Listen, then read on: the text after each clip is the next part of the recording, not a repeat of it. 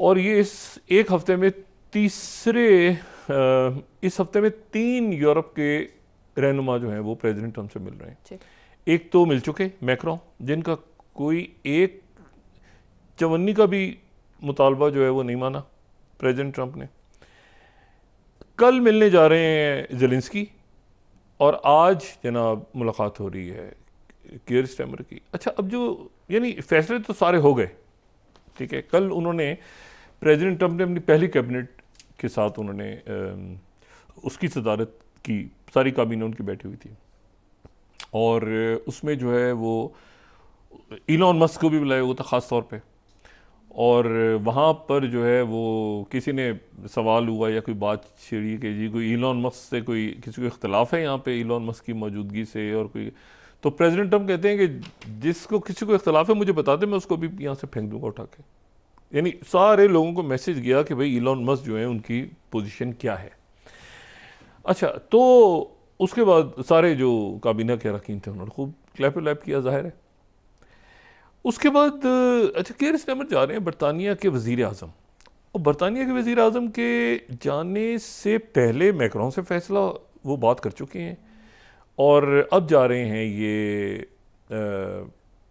कीर Starmer, और फिर आ रहे हैं कल ज़ेलेंस्की।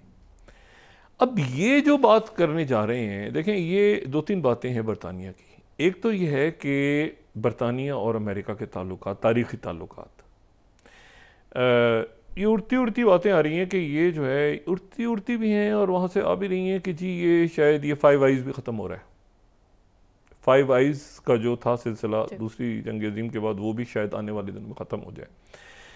लेकिन बरतानिया और अमेरिका के ताल्लुकात जो हैं वो बड़े एक तारीख़ी ताल्लुकात रहे हैं। अब इन ताल्लुकात के दरमियान जो है वो 2-3 बातें बड़ी अहम। पहली बात तो ये कि वो उनसे बात करेंगे कि जी ये मतलब टैरिफ्स की बात करेंगे, लेकिन उससे पहले ही कल प्रेसिडेंट ट्रंप ने ये बात की है काबीना के अंदर कि मैं 25% टैरिफ्स ईयू पे लगाने जा रहा हूँ। 25% टैरिफ्स ईयू पे लगाने जा रहा हूँ। इसका मतलब ये है कि यूरोपीय यूनियन की जितनी भी, एक तो उनके यहाँ महंगाई, शदीद महंगाई, और बाकी जो नौकरियों जाना है यूरोप के अंदर, और सारे जो प्रॉब्लम्स पैदा होने जा रहे हैं। और दूसरी जो बात है उसमें वो ये है कि उनके जो स्टॉक्स हैं आज, ख़ास तौर पे उनके ऑटोमोबाइल इंडस्ट्री जो है, उसके स्टॉक्स गिर गए, बहुत तेज़ी के साथ गिरे हैं। अभी मुझे बाकी नहीं पता कि उनके कौन से, लेकिन सबसे पहले तो उनकी ऑटोमोबाइल इंडस्ट्री, वॉक्सवैगन और मर्सिडीज़ बेंज, और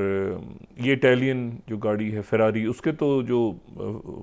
ओनर कंपनी सबसे ज़्यादा इन्वेस्टमेंट है, तो 3 बिलियन के तो बेच ही रहे हैं फेरारी। ये गाड़ियाँ सारी इंतहाई महंगी हो जाएंगी अमेरिका में, और इनको कोई गाड़ियों को नहीं ख़रीदेगा अमेरिका में। तो ये गाड़ियाँ, ये जो ऑटोमोबाइल इंडस्ट्री है वो बहुत बुरी तरह से हिट हुई है। और उसके बाद जो है वो तो वहाँ पर जो है वो फौरी तौर पे तो ये असरात सामने आए। और मैं ये अगर हम देखें सेकंड, तो यूरोपियन कार मेकर्स के आज बिल्कुल शेयर्स गिरे हैं, ठीक है ना। BMW गिरे हैं, वॉक्सवैगन, ये सारे इनके जो हैं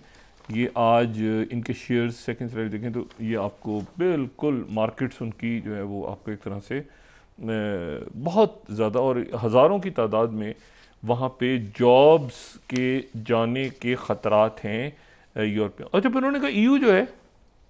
वो हमें हर्ट करने के लिए बनी है। ये प्रेसिडेंट ट्रंप ने कहा EU जो है वो बनी इसलिए थी कि अमेरिका को नुकसान पहुंचाए।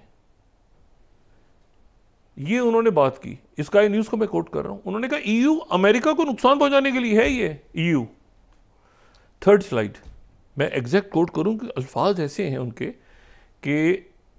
वो अल्फाज जो हैं जो प्रेसिडेंट ऑफ अमेरिका ने कहे हैं वो उनके अल्फाज ये हैं कि ये EU, पूरे EU के ऊपर उन्होंने कह दिया कि EU तो है ही, इसलिए है EU। अच्छा, अब बात ये सारी कि एक तो ये हो गया। दूसरा जो है मसला वो ये है कि जो प्रेसिडेंट ट्रंप ने जो बात करेंगे जाके बरतानवी वज़ीर आज़म, तो ये फौजें भेजने की बात तो इन्होंने कर दी।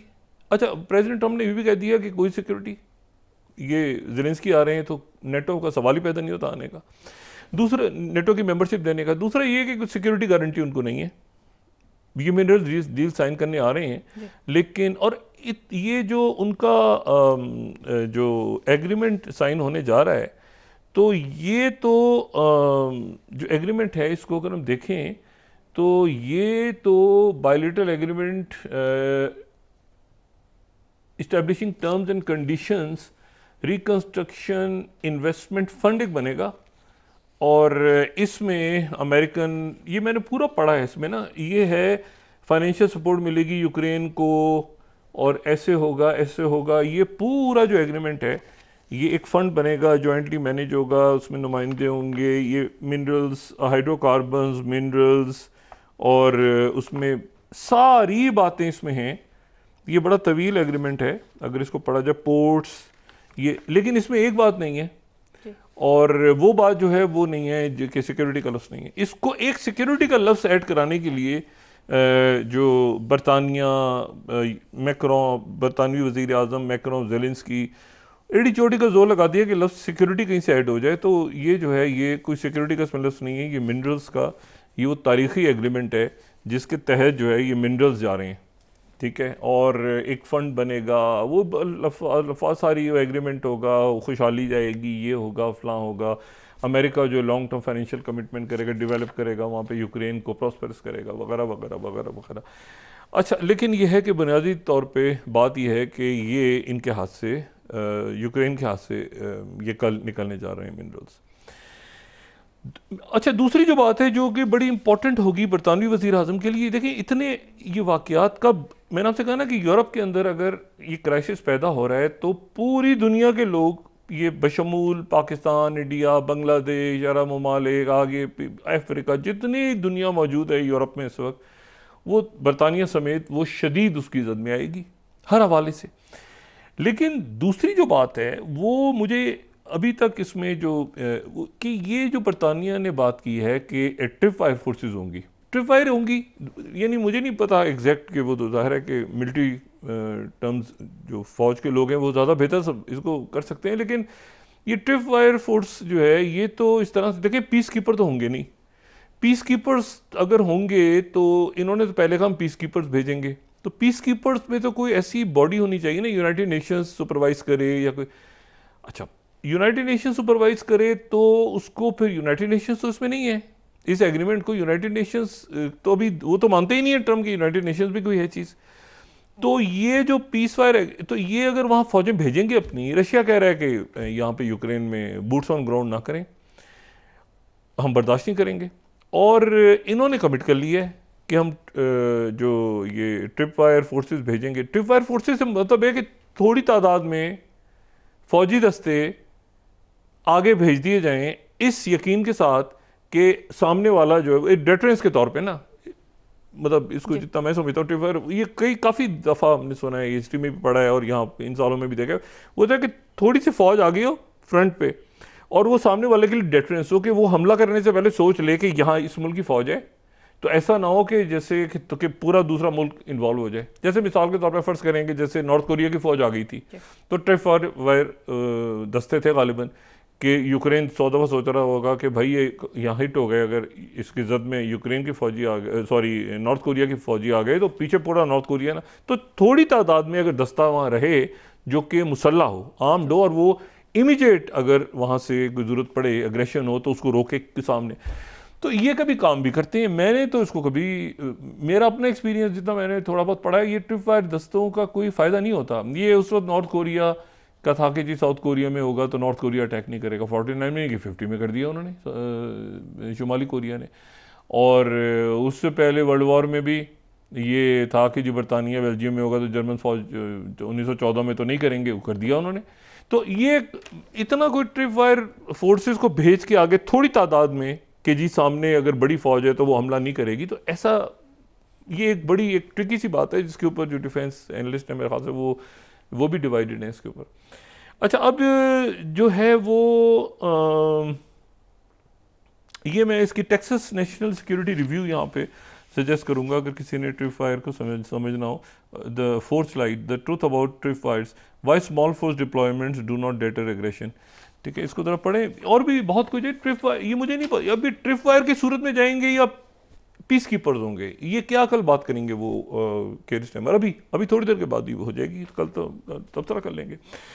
दूसरी जो बात है वो ये है कि जो चेकोस आइलैंड्स हैं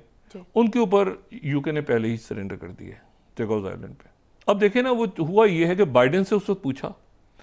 और बरतानिया की हुकूमत, ये बड़ी पॉपुलर हुकूमत है, फिर केयर स्टारमर बड़े पॉपुलर लीडर हैं, और बड़ा इन्होंने अपने आने के बाद बहुत, वो जो एक टोरीज़ का कई सालों का था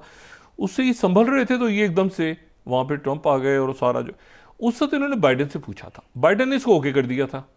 कि ये कर दो। उसके बाद चेकोस आइलैंड जो थे वो मॉरिशस को देने की और ये सारी बात हुई, उसमें से वो दीगो गार्सिया के ऊपर जो है वो मिलिट्री बेस है।